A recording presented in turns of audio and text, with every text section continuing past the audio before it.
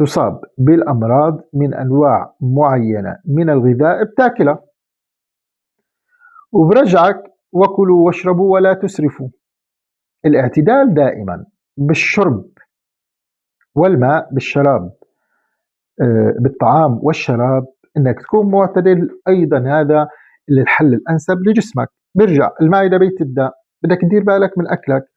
اغلب الامراض عن جد اللي بتصيب الانسان هو للشيء غلط اكله، شيء فاسد، شيء غير صحي، شيء بيزعج. طيب هذا بالمعدة بيت الدواء. شو يعني بيت الدواء؟ نفس المعدة اذا منعت عنا اكل معين بتطيب، بتصح، تشفى. واذا اكلت اكل معين ايضا يساعدك على الشفاء. فكل شيء يصيب الإنسان أو يصيب صحة الإنسان هو، وأنا مقتنع بصراحة بهذا الكلام 100%، المعدة بيت الداء والدواء. وأنت قارن وخذ هذا الحديث وأنت اعتمد. وأنا عن جد بقول أي إنسان هو طبيب نفسه، لأنه أنت لما بتاكل أي شيء يا أخي، الشيء اللي بتاكله عن جد بتحس حالك بيزعجك. هلا أنا شخصيا في نوع معين من الأكل حفظت نفسي وحفظت طبيعة جسمي، لما باكله بنزعج.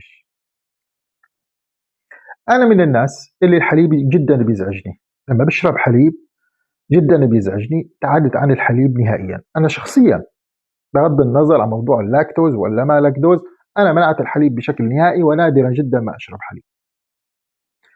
في أنواع أخرى أيضا اكتشفت أن من الغذاء، وهي في بقوليات، وأنا لا أخفيك سرا يعني بتسبب لي ألم. في نوع معين من البقوليات دائما صرت اكتشفت نفسي لما باكل هذا الطعام كمان بتضايق وضل تعبان، وحتى بيضغط على نفسي و فصرت أنا طبيب نفسي. أكيد مو كل البقوليات، ولكن في شيء معين أنا طبيب نفسي، الشيء اللي بيزعجني صرت لغيته تماما من حياتي. كمان نفس الشيء، بحس حالي لما باكل أنواع معينة من الطعام بستريح وما بتضايق، أو بالعكس بحس صحتي تحسنت. وهذا بيرجعني للمعادلة عن جد اللي أنا أؤمن فيها، والحديث النبوي الشريف اللي بيقول لك المعدة بيت الداء والدواء. خدها وامشي عليها. نظام طيبات ما نظام طيبات، هذا كل واحد يعلق عليه على كيفه. وبقول لك الإنسان طبيب نفسه، ولكن أيضا